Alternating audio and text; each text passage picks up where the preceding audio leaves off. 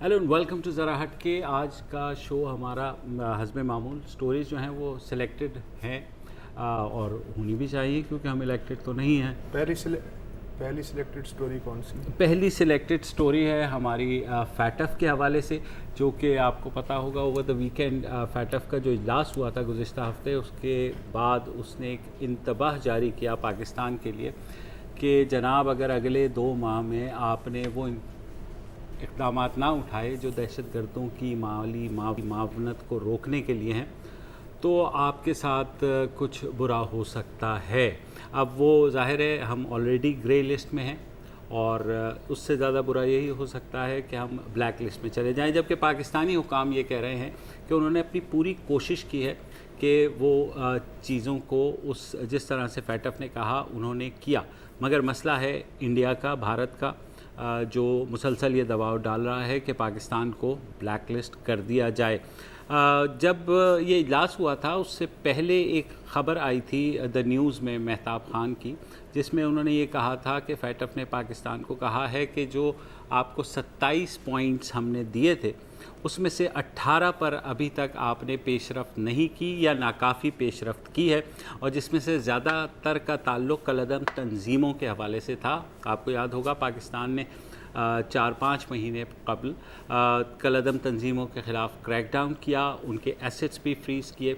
फिर ऐसा क्या मज़ीद करना चाह रहा है फैटफ पाकिस्तान से, इस बारे में हम बात करेंगे। हमारे साथ 2 जो है मईशत लिखने वाले खुर्रम हुसैन साहब मौजूद हैं, डॉन अखबार के बिज़नेस एडिटर हैं, और हमें अभी लाइन पर ज्वाइन करें खलीक कियानी जो कि स्पेशल करस्पॉन्डेंट हैं डॉन अखबार के, लिखते रहे हैं फैटफ के हवाले से। तो पहले कियानी साहब से शुरू कर लेते हैं। अस्सलाम वालेकुम।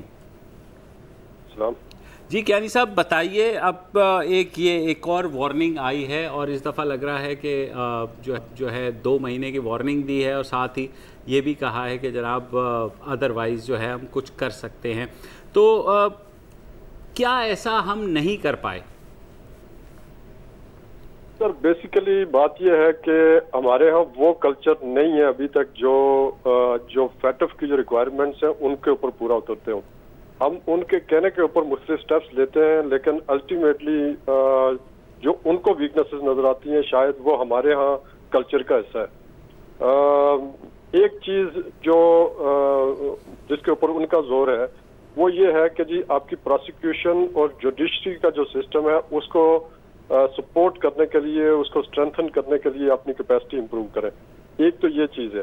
दूसरा ये है कि जी जो इलिसिट मूवमेंट ऑफ करेंसी है उसको आप किस तरह से कंट्रोल करते हैं। यहाँ काफी सारी कंट्रोल होती है, लेकिन मैंने आपको एक दफा पहले भी ये मिसाल दी थी, आज फिर देना चाहूंगा कि हम देखते हैं कि आपकी और मेरी दुकान के ऊपर एक छोटा सा बक्सा रखा हुआ है, बिल्कुल, और उस बक्से के ऊपर चंदे का वो है, कोई पता नहीं, वो उसके ऊपर नाम मुख्तलिफ लिखे होंगे, बहुत अच्छे अच्छे नाम भी होंगे, किसी मस्जिद का भी हो सकता है, किसी और का भी हो सकता है, लेकिन वो कौन आके कलेक्ट करता है, कौन उठाता है, कौन लेके किधर चला जाता है, इन चीजों का नहीं पता। एक चीज तो ये है।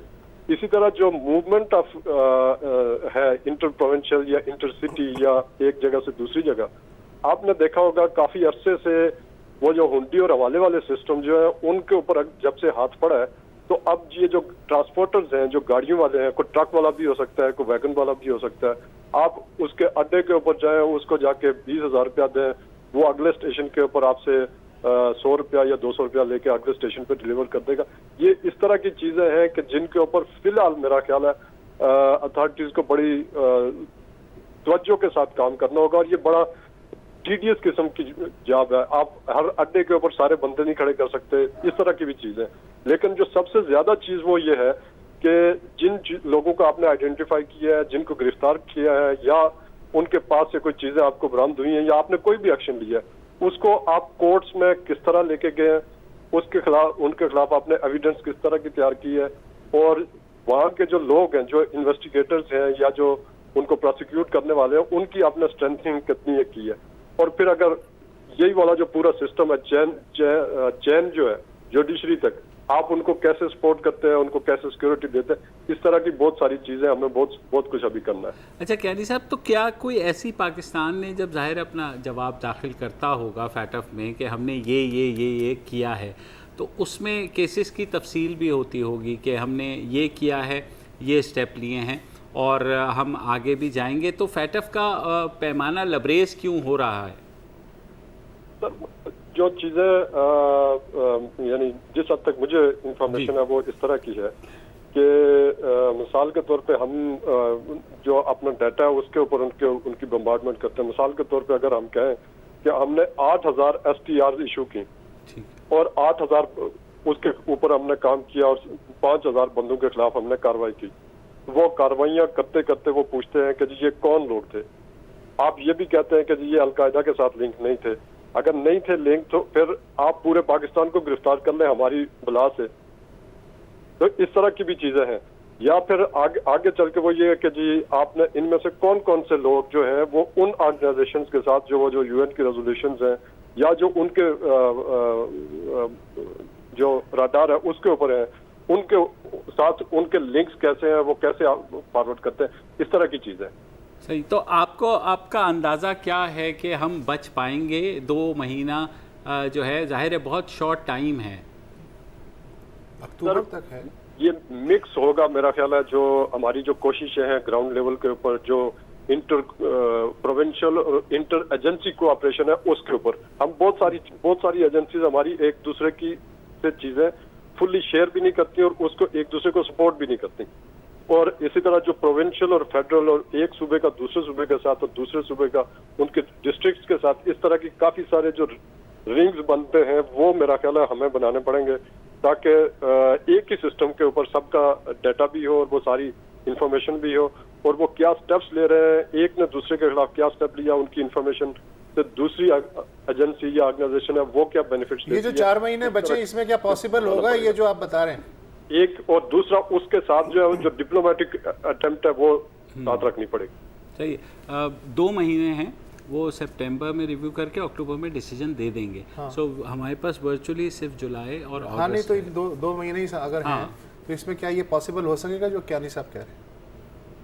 ہاں کیانی صاحب یہ پاسبل ہو سکے گا. 1 ورڈ سر لمبا کام ہے. میرا تو خیال ہے کہ ان کو ان کے ساتھ انگیج کر کے مزید ٹائم لینا پڑے گا کیونکہ بہت ساری چیزیں کرنے والی ہیں. صحیح. بہت شکریہ.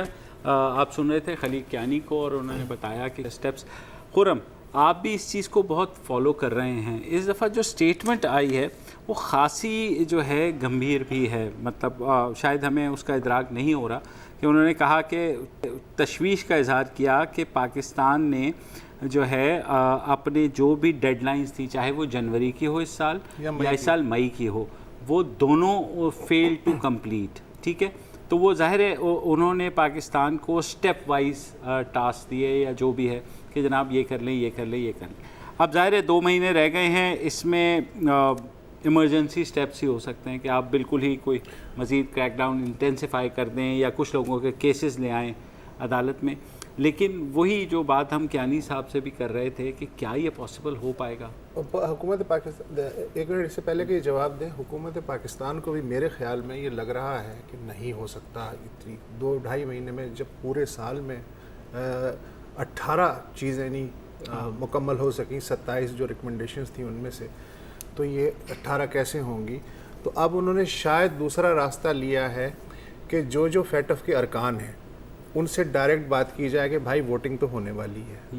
ہو سکتا ہے ہم گرے لسٹ سے بلیک لسٹ میں چلے جائیں. تو اس سے بچنے کے لیے کیا یہ بات درست ہے کہ جو 34 رکن ہیں فیٹف کے ان میں سے کم 3 ووٹ آپ کے پاس ہونے چاہیے تو آپ بلیک لسٹ میں جانے سے بچ جاتے ہیں. لیکن گرے لسٹ سے نکلنے کے لیے آپ کو 34 میں سے 15 ووٹ چاہیے. تو پاکستان شاید اب اس پہ زیادہ توجہ دے رہا ہے. اس میں tell you the truth FATF بہت سیکریٹو باڈی ہے اور مجھے پتہ نہیں کہ اس میں ایبسٹینشنز وہ کس طرح کاؤنٹ کرتے ہیں ان اپنی ووٹنگ وغیرہ میں.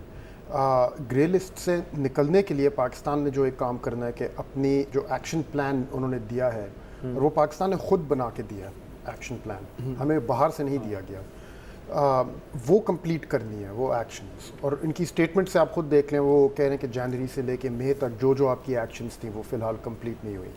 اب یہ والی جو اسٹریٹجی ہے کہ ڈائریکٹلی کئی امپورٹنٹ کیپٹلز کو اپروچ کیا جائے, مثال کے طور فرانس اور جرمنی اور UK, جو ایسے ملک ہیں جن کو ہو سکتا ہے کہ پاکستان کچھ کنونس کر سکے کہ دیکھیں ہم کوشش تو کر رہے ہیں لیکن ابھی سوری آپ کی بات کاٹ رہا ہوں، ابھی ہمارے فورن منسٹر یو کے میں تھے اور وہاں سے خبر بھی آئی تھی کہ شاید یو کے نے کہا ہے کہ ہم پاکستان کو گرے لسٹ سے نکلنے میں مدد کریں گے، لیکن جب ووٹنگ کی باری آئی تو یو کے نے پاکستان کے خلاف ووٹ دیا۔ اس وقت حالت یہ ہے کہ پاکستان گرے لسٹ میں اتنا انٹرسٹڈ نہیں ہے، بلیک لسٹ سے بچنے میں زیادہ انٹرسٹڈ ہے۔ زیادہ تر تو کلیم جو شاہ محمود قریشی نے وہ یہ کیا ہے کہ ہمارے پاس ترکی، ملیشیا اور چائنا کا ووٹ ہے، جو 3 ریکوائرڈ ووٹ ہیں۔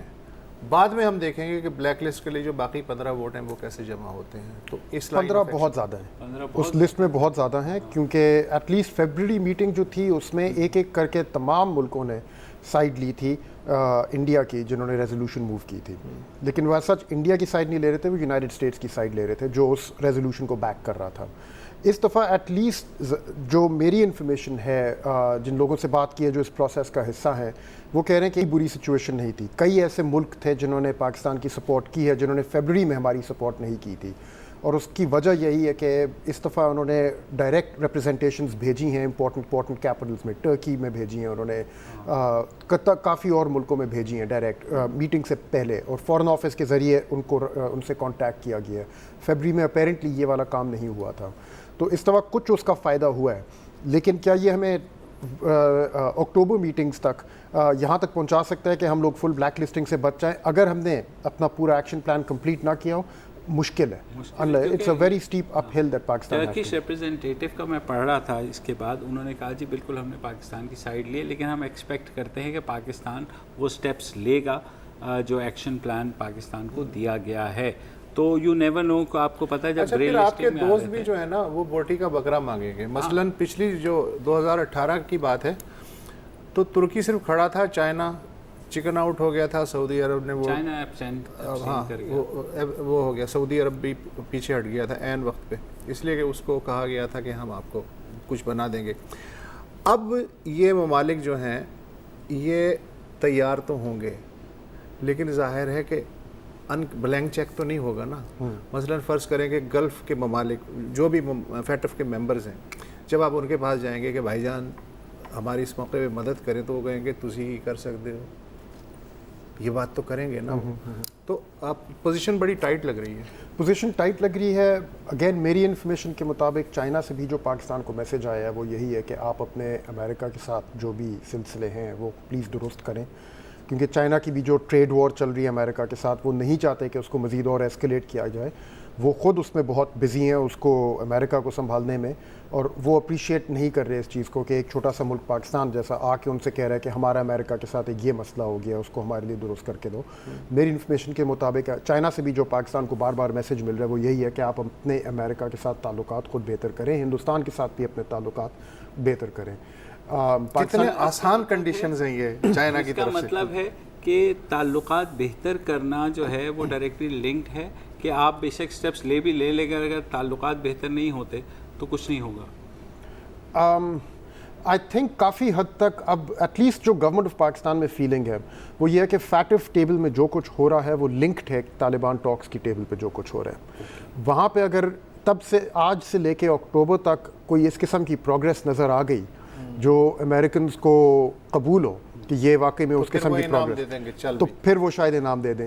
اگر لیکن ابھی تو وہاں پہ اس ٹیبل پہ دونوں پوزیشنز، دونوں سائڈز اپنی پوزیشنز ہارڈن کر رہی ہیں، تو یہ کافی حد تک گورنمنٹ آف پاکستان میں تو ہے کہ یہ دونوں ٹیبلز لنکڈ ہیں ایک دوسرے کے ساتھ۔ اب وہ کس حد تک یا تو اس لنکیج کے ساتھ کھیلیں یا ڈائریکٹلی فیٹف ٹیبل پہ کھیلیں، اپنے ایکشن پلان کو 3-4 مہینے میں گلف میں کیا ہونے والا ہے اس پہ بھی ڈیپینڈ کرتا ہے۔ جس طرح ایک وقفہ لے لیتے ہیں اور وقفے کے بعد یہ بھی خرم سے پوچھیں گے کہ بلیک لسٹنگ اگر خدا نہ کرے ہو جاتی ہے پاکستان کی تو کیا ہوگا، ایک بریک کے بعد۔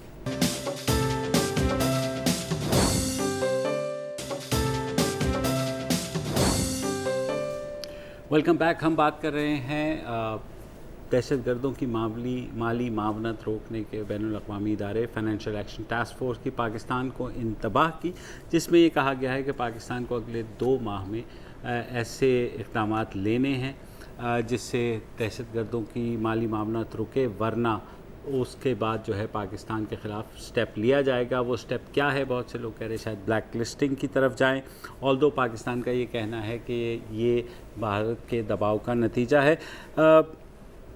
गेटिंग बैक, अभी हम बात कर रहे थे ब्रेक में, जो स्पेसिफ़िक उन्होंने प्रपोज़ भी किए हैं, तजवीज़ भी किए हैं कि आपको करना क्या है। उन्होंने कहा कि ठीक है आपने बैन लगा दिया, लेकिन उसके बाद उन्होंने एक्शन क्या लिए आपने। अब यहाँ तो हम कह सकते हैं कि हमने एसेट्स भी फ्रीज़ कर दिए, उनकी टेरर फाइनेंसिंग भी हमने रोक दी। ज़ाहिर है जब आप टेक ओवर कर लेते हैं किसी भी प्रोस्क्राइब्ड ऑर्गेनाइजेशन के तहत जो भी इदारे चल रहे हैं या जो भी चीज़ें हैं, उसके बाद रोकने का तरीका क्या होगा? देखिए अभी फैटफ की वो लिस्ट अगर गौर से पढ़ें, हाँ, तो उसमें they are now moving beyond 2015 से लेके अभी इनफैक्ट कोई 2017 तक, जो पिछले 2018 पिछले फरवरी में जो मीटिंग हुई थी, तो बात जो चल रही थी वो थी कि आपने क्या वो सही दुरुस्त वाले लॉज और रेगुलेशंस जो लानी थी वो आप क्या लेके आए हैं या नहीं। मिसाल के तौर हमारा एंटी मनी लॉन्ड्रिंग एक्ट है, उसमें एक अमेंडमेंट ये लोग चाह रहे थे, क्या वो आई है या नहीं आई, वो क्या ऑर्डिनेंस के ज़रिए आई है या पार्लियामेंट के ज़रिए आई है। अब वो सारी चीज़ें सेटल होने के बाद अब अगली स्टेज आ गई है और वो कह रहे हैं कि नताइज हमें ग्राउंड पे चाहिए। इट्स नॉट इनफ कि आपने लॉज पास कर दिए हैं, क्या आप उन लॉज के तहत लोगों को एप्रीहेंड कर रहे हैं, नंबर वन, और अगर कर रहे हैं तो हमें फिगर्स दिखाएं कितने लोग एप्रीहेंड किए गए हैं as a result and charged under these laws, number one. Number two, उनमें से कितनों को आगे प्रोसिक्यूट किया जा रहा है। नंबर थ्री, उनमें से कितनों की कन्विक्शंस हो चुकी हैं। अब वो ये वाले फिगर्स मांग रहे हैं, ये डेटा मांग रहे हैं, कह रहे हैं इन नंबर्स को ऊपर लेके आए। जब हम दिखा देते हैं कि हम लोगों ने लोग एप्रीहेंड कर लिए हैं, चार्जेस फ्रेम हो गए हैं, प्रोसिक्यूट किया जा रहा है, कईयों की कन्विक्शन जो है वो हो भी चुकी है, तो फिर वो कहते हैं कि चंद हमारे पास लोगों के नाम हैं इधर जो डेजिग्नेटेड एंटिटीज़ हैं और डेजिग्नेटेड इंडिविजुअल्स हैं by the United Nations, UN security council resolution 1267 और फिर तमाम और रेजोल्यूशंस हैं उसके आगे, जो जिसमें चंद लोगों के नाम दिए गए। जाहिर है हाफिज सईद हैं, मौलाना मसूद अजहर है, वो सारा, और ये सारा शुरू ही हुआ था मेरे ख्याल में जमातुद दावा की एक ट्रांजैक्शन से, जिसको ये शुरुआत वहीं से हुई थी। बिल्कुल। तो अब वो कह रहे हैं अच्छा उनके साथ क्या हो रहा है और उनकी जो फैसिलिटीज़ हैं, उन फैसिलिटीज़ को रन करने के लिए ऑब्वियसली इनके पास कुछ रिसोर्सेज हैं, वो पैसों से रन कर रहे हैं। एम्बुलेंस सर्विस अगर चलाई जा रही है एक डेजिग्नेटेड एंटिटी की तरफ से, तो ऑब्वियसली कुछ पैसे यूज़ हो रहे होंगे। वो पैसे कहाँ से आ रहे हैं, कौन से अकाउंट्स में है, अगर कैश हैंडलिंग हो रही है, कौन कैश हुकूमत ने टेक ओवर कर वो लिया, तो थोड़ी चला रहा है। लेकिन मसला वो है कि केसेस आपने क्या बनाए, आपने तो एमपीओ के तहत एक करके अंदर कर दिया या डिटेन वैसे भी सारे अभी नहीं हुए। हाँ, यू सी, क्योंकि अब इसमें बाकायदा डिमांड है। अगर आप लेटेस्ट स्टेटमेंट देखें, वो कह रहे हैं कि they are now looking to सी कि आपने कितने ऐसी डेजिग्नेटेड एंटिटीज़ के खिलाफ एक्शन लिया है, कितने के ऊपर सैंक्शंस अप्लाई किए हैं, कितने उनके अकाउंट्स फ्रीज किए गए हैं। उन अकाउंट्स की डिटेल्स अगर वो मांग रहे हों, I am not sure but it's entirely possible कि अगर आप कह दें हमने जमात उद दावा के इतने अकाउंट्स फ्रीज कर दिए, वो कहेंगे उन अकाउंट्स की डिटेल्स हमें दो। ठीक है, तो उसमें इनपुट आउटपुट सारा उनको नज़र आ रहा होगा, पैसे कहाँ से आ रहे हैं, कहाँ जा रहे हैं। वो कह रहे हैं कि इनके बिहाफ पे जो लोग एक्ट कर रहे हैं उनके खिलाफ क्या एक्शन ली जा रही है, जो लोग इनके बिहाफ पे पैसे कलेक्ट करके इनके अकाउंट्स में जमा कर रहे हैं। इस किस्म की बहुत स्पेसिफिक अब एक्शंस के ऊपर फोकस आ गया है और ये जो डेमोन्स्ट्रेशन है ये दिखाना अगले 2 महीने में काफ़ी बड़ा चैलेंज होगा। और ब्लैक लिस्टिंग खुदा ना खास्ता अगर हो जाती है तो उससे क्या इफेक्ट होगा हमारी इकॉनमी? मुबशिर, मैंने आपकी के प्रोग्राम पे पहले भी आके एक कहा है, मैं दोबारा से रिपीट कर लूँ, ब्लैक लिस्टिंग होना कोई क़यामत नहीं है। ठीक है, तो हमें ये समझना कि हम जैसे ईरान जैसी सिचुएशन में चले जाएंगे, ऐसा नहीं होगा। ठीक है, फॉर मैनी पीपल, आपके जो व्यूअर्स हैं अभी, for them life will continue as it is. उनको तो शायद पता भी ना चले अनलेस उन्होंने बाहर से कोई रेमिटेंस रिसीव करनी हो, जिसकी वजह से उनको फिर बैंक मजीद और डिटेल्स और 2-3 फॉर्म्स जमा करनी पड़ेंगी वो अपनी रेमिटेंस रिलीज़ करवाने के लिए। इस किस्म के असरात आएंगे। इसके असरात असली में महसूस होंगे उन लोगों को जिनकी मनी ट्रांसफ़र की बिज़नेस है, जिनकी इंटरनेशनल ट्रेड में बहुत बड़ा हाथ है। बैंक्स को बहुत महसूस होंगे, स्टॉक ब्रोकर्स को महसूस होंगे। वहाँ वो उन एरियाज़ को जो फाइनेंशियल सेक्टर के साथ जुड़े हुए, वहाँ पे cost of doing business will go up. That will be the बुनियादी इशू। चलिए देखते हैं, 2 महीने हैं, शॉर्ट टाइम है। उम्मीद है कि पाकिस्तान इक़दाम लेगा जिससे हम बाहर आएंगे। एक ब्रेक लेते हैं, फिर कुछ सिलेक्टेड स्टोरी पे भी बात करते हैं।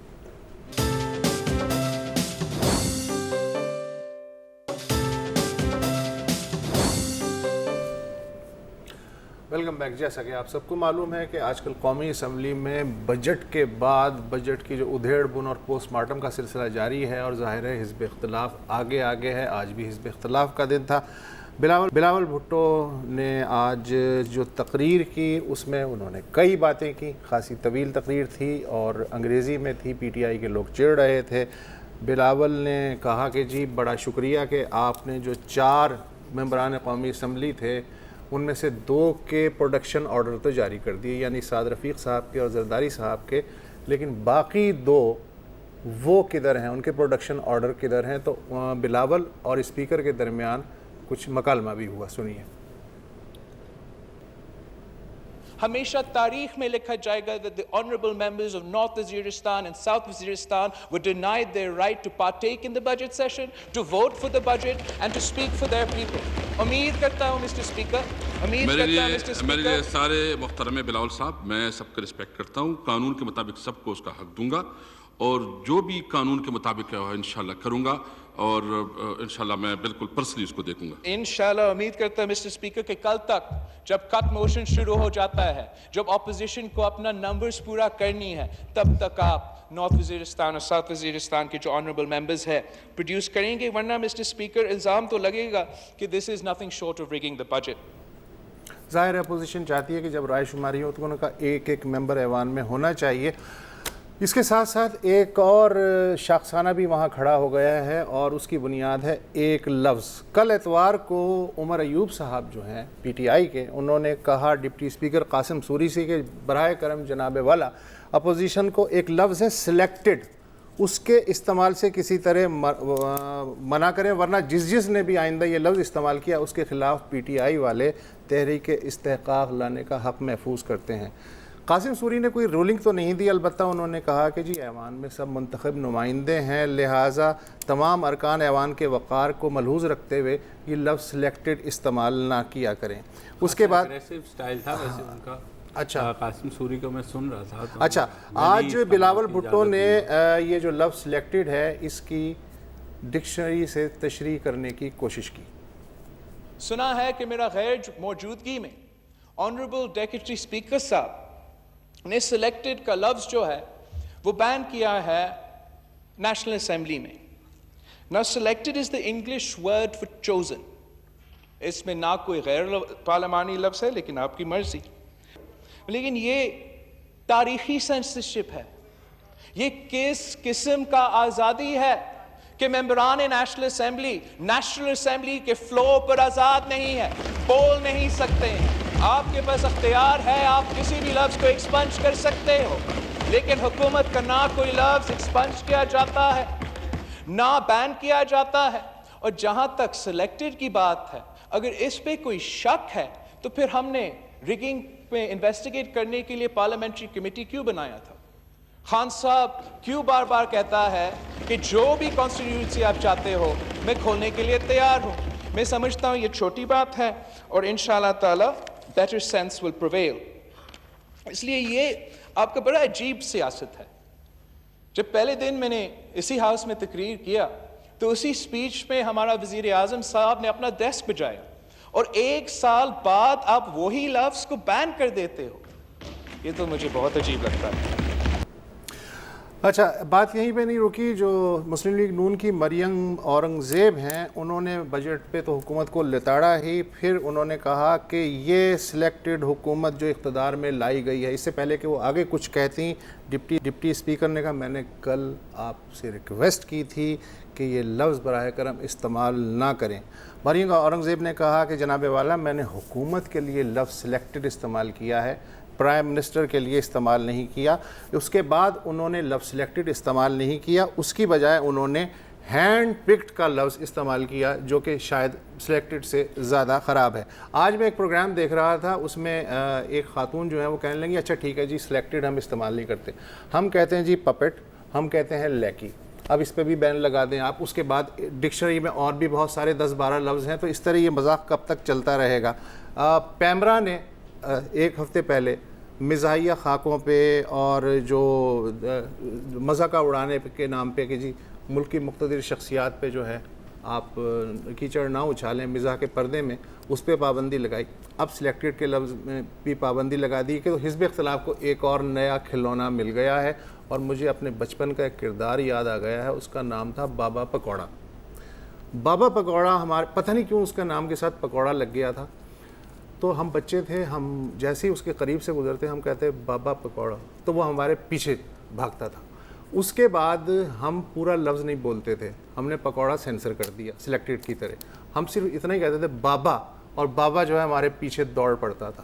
تو لفظ کو جو چڑ آپ بنا لیتے ہیں، تو اس کے بعد جو بچے ہیں شرارتی بچے، اپوزیشن شرارتی بچے ہیں، تو انہیں پھر موقع مل جاتا ہے کہ بابا پکوڑا. اچھا، اپوزیشن میں تو شرارتی بچے نہیں ہیں، شرارتی بچے تو سوشل میڈیا پہ بھی بہت آ جاتے ہیں. آج یہ ٹرینڈ جو ہے وہ ٹاپ پہ رہا، اور شرارتی بچے ہمارے ساتھ بھی ایک بیٹھے ہوئے ہیں، خرم حسین صاحب، جنہوں نے ایک شرارت کی کہ جی انہوں نے لکھا کہ انہوں نے اپنے ٹریول ایجنٹ سے پوچھا کہ جی وہ انہیں ٹکٹ جو ہے وہ اے ایم کا مل رہا ہے یا پی ایم کا. ان کے ٹریول ایجنٹ نے ان سے پوچھا تو انہوں نے کہا کہ آئی سلیکٹڈ پی ایم. وہ جو ہے اس کے بعد ظاہر آپ کو پتہ ہے یہ ان کے وہ لفافے جو صرف ہمیں نظر آتے ہیں. ہماری پوری کوشش ہے کہ ہم لفظ سلیکٹڈ نہ حکومت کے لیے استعمال کریں نہ پرائم منسٹر کے لیے، اس لیے کہ ہم ایک غیر جانبدار صحافی کے طور پہ یہ ہمارا فرض بنتا ہے کہ جو اسپیکر نے رولنگ تو خیر نہیں دی، جو ابھی آبزرویشن ہے، جو بھی آبزرویشن ہے اس کا پالن کیا جائے. لیکن یہ کہ یہ تو لاہور ہائی کورٹ کی ایک ڈیسیجن تھا نا، مطلب کیا ہو گیا، وہ ڈکشنری میں بھی سلیکشن اور آپ سیریس ہو جاتے ہیں نہیں ہے. اور ویسے بھی سلیکشن کون سی پہلی دفعہ ہوئی ہے بھائی، ہمیشہ ہی ہمارے ملک میں سلیکشن ہی ہوتی ہے. وقفہ لے لیں اس سے پہلے کہ یہ زیادہ جوش میں ہے.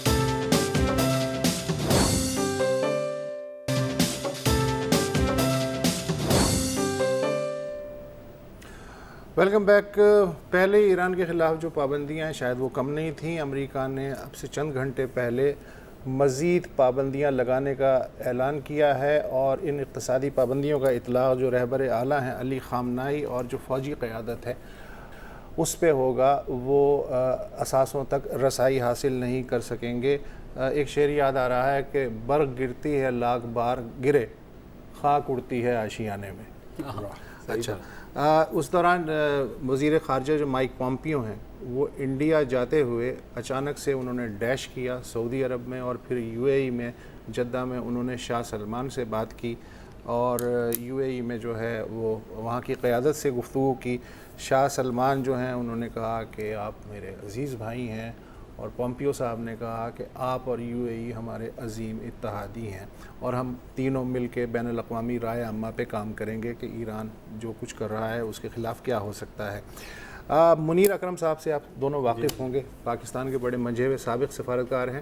ڈان میں ان کا کل ایک آرٹیکل چھپا، اس کا جو لاسٹ پیرا ہے وہ میں پڑھنا چاہتا ہوں، اگر آپ اس پہ کمنٹ کر سکیں. انہوں نے کہا کہ جی اگرچہ ایران ہمارا کوئی آسان ہمسایہ نہیں ہے، مگر پاکستان کو کئی وجوہات کے ایران کے خلاف جنگ سے دور رہنا ہوگا.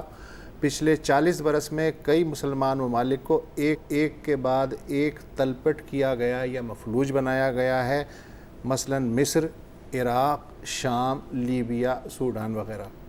اگر اب ایران کو بھی اقتصادی و فوجی لحاظ سے تباہ کر دیا جاتا ہے تو پھر سوچ لیجئے کہ اگلی باری کس کی ہے. یہاں انہوں نے آرٹیکل ختم کیا ہے. آئی تھنک سب کے مائنڈ میں ایک ہی نام آتا ہے.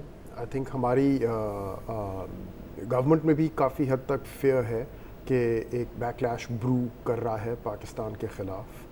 آئی تھنک نہایتی کیا کہیں گے نازک صورت حال ہے. اور میں تو اتفاق کروں گا جو منیر اکرم صاحب نے کہا ہے کہ جو بھی ایران کے خلاف کسی قسم کی ایک الائنس کھڑی کی جا رہی ہے اس میں سے ناٹ اونلی پاکستان کو دور رہنا چاہیے بٹ پاکستان کو کوشش کرنی چاہیے کہ امن کے ساتھ مسئلے حل کیے یہ تو طریقہ امریکہ کا رہا یہ ہے کہ ایک مسلمان ممالک جو ہیں وہ ان کی سپورٹ لے کر کے ایک کر کے سب پہ یہ امریکہ کا نہیں ہے بھیا. پچھلے 1200 سال میں اسپین سے لے کے آج تک جو ہے یہی ہوا ہے کہ خود مسلمانوں نے دوسروں کی سپورٹ لی ہے اور ایک دوسرے کو جو ہے فنا کرنے کی کوشش کی ہے. لیکن میں یہ سوچ رہا ہوں کہ اگر پاکستان پہ بہت زیادہ ہی گھیرا تنگ کرنے کی کوشش کی گئی, اگر یہ نیکسٹ ہے بقول منیر اکرم کے, تو پھر افغانستان کا کیا ہوگا؟ افغانستان میں پاکستان کے کارڈز تو ہیں نا. میرے خیال میں پاکستان کے ساتھ تھوڑا مشکل ہوگا اسی قسم کی کوئی میجر ملٹری کارروائی کرنے کی، کیونکہ جو مرضی ہم لوگ سوچ رہے ہیں لیکن کافی حد تک چین پھر بھی پاکستان کے ساتھ ہے اس میں، اور پاکستان کے اوپر کسی قسم کی ملٹری فوجی کارروائی کرنے کے لیے میرے خیال میں چین کا سہارا ملے گا پاکستان یہ کو۔ کہ ہماری اپنی بھی ملٹری مائٹ ایٹ لیسٹ جو ہے وہ ہم نے دکھا دی ہے بھارت کو. We are not Egypt, we are not even Iraq or Iran. This is one of the more powerful armies in the world and definitely the most powerful in the Muslim world. تو I think ایک تو یہ deterrent تو ہے definitely, لیکن پاکستان کی معیشت بہت کمزور ہے. ایران کی معیشت ہم سے زیادہ مضبوط تھی اس سے پہلے آئل کی وجہ سے.